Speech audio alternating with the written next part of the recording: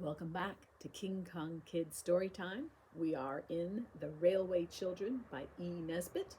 Today, Chapter 5 Prisoners and Captives. It was one day when Mother had gone to Maidbridge. She had gone alone, but the children were to go to the station to meet her. And loving the station as they did, it was only natural that they should be there a good hour before there was any chance of Mother's train arriving, even if the train were punctual, which was unlikely. No doubt they would have been just as early, even if it had been a fine day and the delights of woods and fields and rocks and rivers had been open to them. But it happened to be a very wet day, and for July, very cold. There was a wild wind that drove flocks of dark purple clouds across the sky, like herds of dream elephants, as Phyllis said. And the rain stung sharply, so that the way to the station was finished at a run. Then the rain fell faster and harder and beat slantwise against the windows of the booking office and of the chill place that had General Waiting Room on its door. It's like being in a besieged castle, Phyllis said. Look at the arrows of the foe striking against the battlements. It's much more like a great garden squirt, said Peter.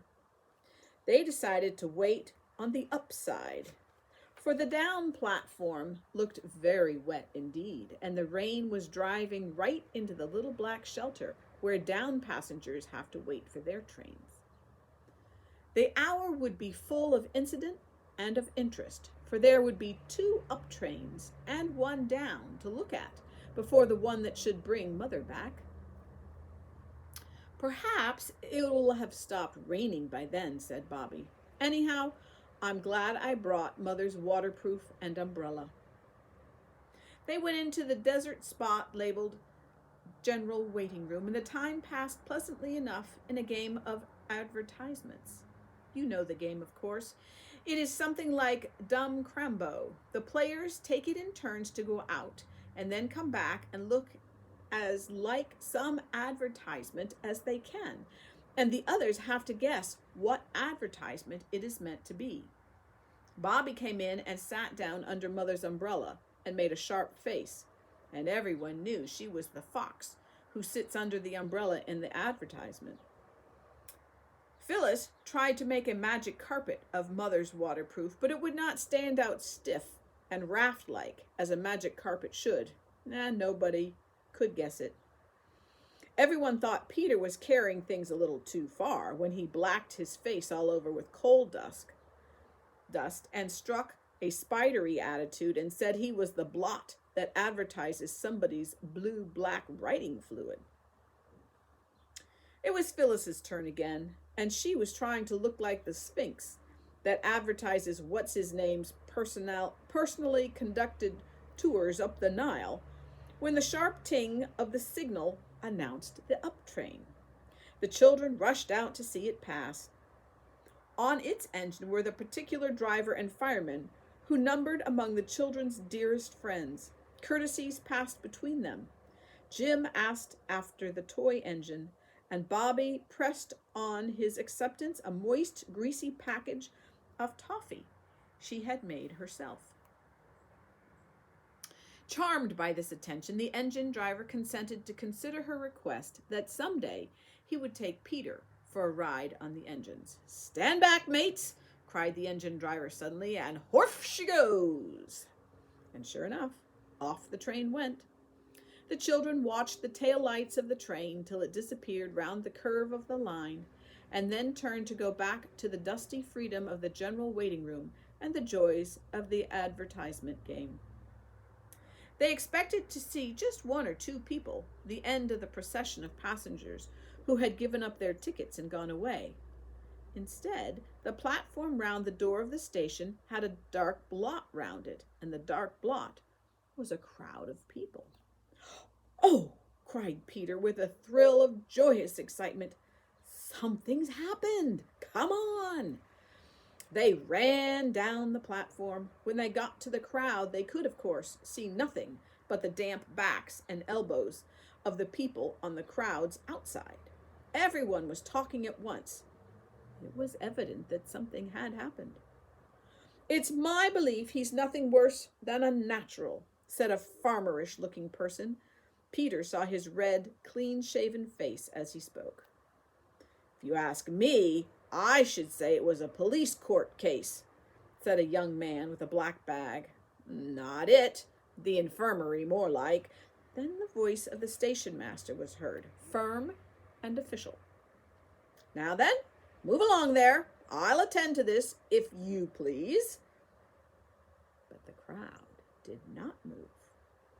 And then came a voice that thrilled the children through and through, for it spoke in a foreign language. And what is more, it was a language they had never heard. They had heard French spoken and German. Aunt Emma knew German and tried to sing a song about Beduten and Zeiten and Bin and Sin. Nor was it Latin. Peter had been in Latin for 4 terms. It was some comfort, anyhow, to find that none of the crowd understood the foreign language any better than the children did. "What's that he's saying?" asked the farmer heavily. "Sounds like French to me," said the station master, who had once been in Boulogne for the day. "It isn't French," cried Peter. "What is it then?" asked more than one voice. The crowd fell back a little to see who had spoken, and Peter pressed forward, so that when the crowd closed up again, he was in the front rank. "I don't know what it is," said Peter, "but it isn't French. I know that." And then he saw what it was the crowd had for its center.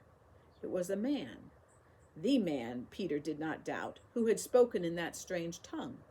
A man with long hair and wild eyes, with a shabby coat, with shabby clothes of a cut Peter had not seen before. A man whose hand and lips trembled, and who spoke again as his eyes fell on Peter. "No, it's not French," said Peter. "Try him with French, if you know so much about it," said the farmer man. "Parlez-vous français?" began Peter boldly, and the next moment the crowd recoiled again, for the man with the wild eyes had left leaning against the wall and had sprung forward and caught Peter's hand and began to pour forth a flood of words, which, though he could not understand a word of them, Peter knew the sound of. "There," he said, and turned, his hands still clasped in the hands of the strange, shabby figure, to throw a glance of triumph at the crowd. "There, that's French." "Well, what does he say?" "I don't know." Peter was obliged to own it. "Here," said the station master again. "You move on, if you please. I'll deal with this case." A few of the more timid or less inquisitive travelers moved slowly and reluctantly away, and Phyllis and Bobby got nearer to Peter. All 3 had been taught French at school. How deeply they now wished they had learned it. Peter shook his head at the stranger, but he also shook his hands as warmly and looked at him as kindly as he could. A person in the crowd, after some hesitation, said suddenly, "No compreni," and then, blushing deeply, backed out of the press and went away. "Take him into your room," whispered Bobby to the station master. "Mother can talk French. She'll be here by the next train from Maidbridge." The station master took the arm of the stranger, suddenly, but not unkindly, but the man wrenched his arm away and cowered back, coughing and trembling and trying to push the station master away. "Oh, don't," said Bobby. "Don't you see how frightened he is? He thinks you're going to shut him up. I know he does. Look at his eyes." "They're like a fox's eyes when the beast's in a trap," said the farmer. "Oh, let me try," Bobby went on. "I really do know 1 or 2 French words, if only I could think of them. Sometimes, in moments of great need, we can do wonderful things that in ordinary life we could hardly even dream of doing. Bobby had never been anywhere near the top of her French class, but she must have learned something without knowing it, for now, looking at those wild, hunted eyes, she actually remembered, and what is more, spoke some French words. She said, "Vous attendre. Ma mère parle français. Nous," what's the French word for being kind? Nobody knew. "Bon is good," said Phyllis. "Nous êtes bon pour vous." I do not know whether the man understood her words, but he understood the touch of the hand she thrust into his, and the kindness of the other hand that stroked his shabby sleeve. She pulled him gently toward the inmost sanctuary of the station master. The other children followed, and the station master shut the door in the face of the crowd, which stood a little while in the booking office talking and looking at the fast-closed yellow door, and then by ones and twos went its way grumbling. Inside the station master's room, Bobby still held the stranger's hand and stroked his sleeve. "Here's a go," said the station master. "No ticket, doesn't even know where he wants to go. I'm not sure now but what I ought to send for the police." "Oh, don't!" all the children pleaded at once, and suddenly Bobby got between the others and the stranger, for she had seen that he was crying. By a most unusual piece of good fortune, she had a handkerchief in her pocket. By a still more uncommon accident, the handkerchief was moderately clean. Standing in front of the stranger, she got the handkerchief and passed it to him so that the others did not see. "Wait till Mother comes," Phyllis was saying. "She does speak French beautifully. You'd just love to hear her." "I'm sure he hasn't done anything like you're sent to prison for," said Peter. "Looks like without visible means to me," said the station master. "Well, I don't mind giving him the benefit of the doubt till your mama comes. I should like to know what nation's got the credit of him. That I should." Then Peter had an idea. He pulled an envelope out of his pocket and showed that it was half full of foreign stamps. "Look here," he said, "let's show him these." Bobby looked and saw that the stranger had dried his eyes with her handkerchief, so she said, "All right." They showed him an Italian stamp and pointed from him to it and back again and made signs of questions with their eyebrows. He shook his head. Then they showed him a Norwegian stamp, the common blue kind it was, and again he signed no. Then they showed him a Spanish one, and at that he took the envelope from Peter's hand and searched among the stamps with a hand that trembled. The hand that he reached out at last, with a gesture of one answering a question, contained a Russian stamp. "He's Russian!" cried Peter. "Or else he's like the man who was, in Kipling, you know." The train from Maidbridge was signaled. "I'll stay with him till you bring Mother in," said Bobby. "You're not afraid, Missy?" "Oh, no," said Bobby, looking at the stranger as she might have looked at a strange dog of doubtful temper. "You wouldn't hurt me, would you?" She smiled at him, and he smiled back. A queer, crooked smile, and then he laughed again. And the heavy, rattling swish of the incoming train swept past, and the station master and Peter and Phyllis went out to meet it. Bobby was still holding the stranger's hand when they came back with Mother. The Russian rose and bowed very ceremoniously. Then Mother spoke in French, and he replied, haltingly at first, but presently in longer and longer sentences. The children, watching his face and Mother's, knew that he was telling her things that made her angry and pitying and sorry and indignant all at once. "Well, Mum, what's it all about?" The station master could not restrain his curiosity any longer. "Oh," said Mother, "it's all right. He's a Russian, and he's lost his ticket. I'm afraid he's very ill. If you don't mind, I'll take him home with me now. He's really quite worn out. I'll run down and tell you all about him tomorrow."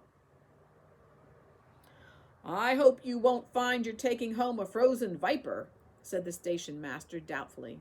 Oh, no, said Mother brightly, and she smiled. I'm quite sure I'm not. Why, he's a great man in his own country, writes books, beautiful books.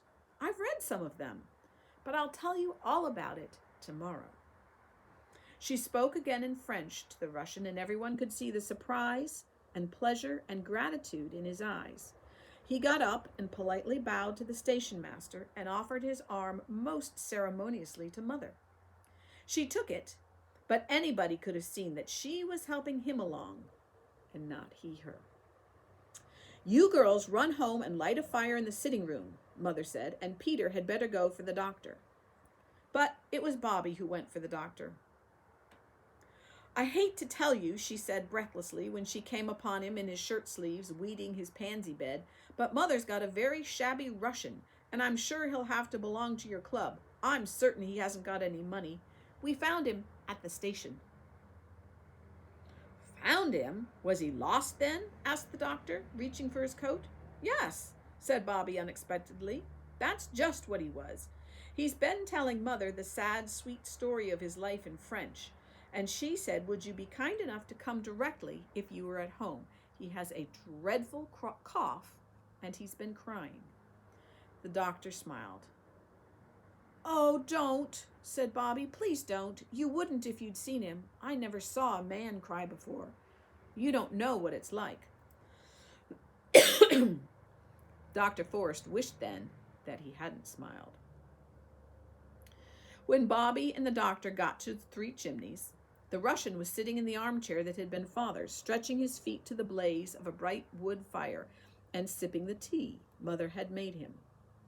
The man seems worn out, mind and body, was what the doctor said. The cough's bad, but there's nothing that can't be cured.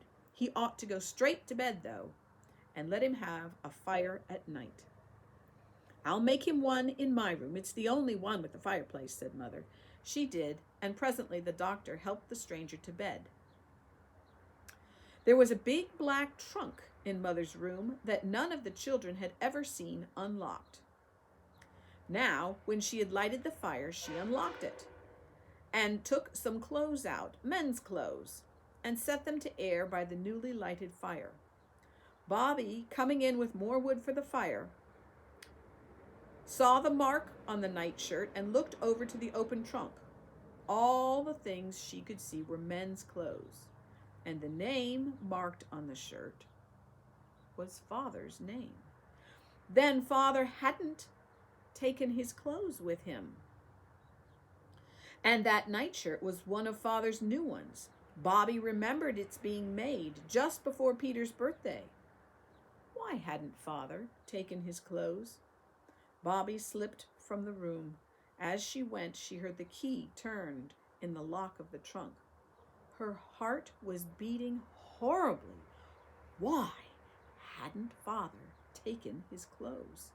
When Mother came out of the room, Bobby flung tightly clasping arms round her waist and whispered, Mother, Daddy isn't dead, is he? My darling, no. What makes you think of anything so horrible? I don't know, said Bobby, angry with herself, but still clinging to that resolution of hers not to see anything that Mother didn't mean her to see. Mother gave her a hurried hug. Daddy was quite well when I heard from him last, she said, and he'll come back to us someday. Don't fancy such horrible things, darling. Later on, when the Russian stranger had been made comfortable for the night, Mother came into the girls' room. She was to sleep in Phyllis's bed, and Phyllis was to have a mattress on the floor, a most amusing adventure for Phyllis.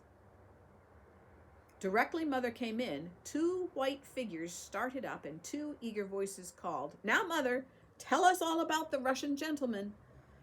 A white shape hopped into the room. It was Peter, dragging his quilt behind him like the tail of a white peacock. We have been patient, he said, and I had to bite my tongue not to go to sleep, and I just nearly went to sleep, and I bit too hard, and it hurts ever so. Do tell us. Make a nice long story of it. I can't make a long story of it tonight, said Mother. I'm very tired. Bobby knew by her voice that Mother had been crying, but the others didn't know. Well, make it as long as you can, said Phil, and Bobby got her arms round Mother's waist and snuggled close to her. Well, it's a story long enough to make a whole book of. He's a writer.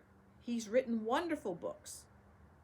In Russia, at the time of the Tsar, one dared not say anything about the rich people doing wrong or about the things that ought to be done to make poor people better and happier. If one did, one was sent to prison. But they can't, said Peter. People only go to prison when they've done wrong. Or when judges think they've done wrong, said Mother. Yes, that's so in England. But in Russia, it was different. And he wrote a beautiful book about poor people and how to help them. I've read it. There's nothing in it but goodness and kindness. And they sent him to prison for it. He was 3 years in a horrible dungeon with hardly any light and all damp and dreadful. In prison, all alone, for 3 years. Mother's voice trembled a little and stopped suddenly. But Mother, said Peter, that can't be true now. It sounds like something out of a history book. The Inquisition or something. It was true, said Mother. It's all horribly true. Well then, they took him out and sent him to Siberia, a convict chained to other convicts, wicked men who'd done all sorts of crimes, a long chain of them, and they walked and walked and walked for days and weeks till he thought they'd never stop walking. And overseers went behind them with whips, yes, whips, to beat them if they got tired. And some of them went lame, and some fell down, and when they couldn't get up and go on, they beat them and then left them to die. Oh, it's all too terrible. And at last he got to the mines, and he was condemned to stay there for life, just for writing a good, noble, splendid book. How did he get away? When the war came, some of the Russian prisoners were allowed to volunteer as soldiers. And he volunteered, but he deserted at the first chance he got, and... But that's very cowardly, isn't it? Said Peter, to desert, especially when it's war. Do you think he owed anything to a country that has done that to him? If he did, he owed more to his wife and children. He didn't know what had become of them. Oh, cried Bobby, he had them to think about and be miserable about too, then, all that time he was in prison? Yes, he had them to think about and be miserable about all the time he was in prison. For anything he knew, they might have been sent to prison too. They did those things in Russia. But while he was in the mines, some friends managed to get a message to him that his wife and children had escaped and come to England. So when he deserted, he came here to look for them. Had he got their address? Said practical Peter. No, just England. He was going to London, and he thought he had to change at our station. And then he found he'd lost his ticket and his purse. Oh, do you think he'll find them? I mean, his wife and children, not the ticket and things. I hope so. Oh, I hope and pray that he'll find his wife and children again. Even Phyllis now perceived that Mother's voice was very unsteady. Why, Mother, she said, how very sorry you seem to be for him.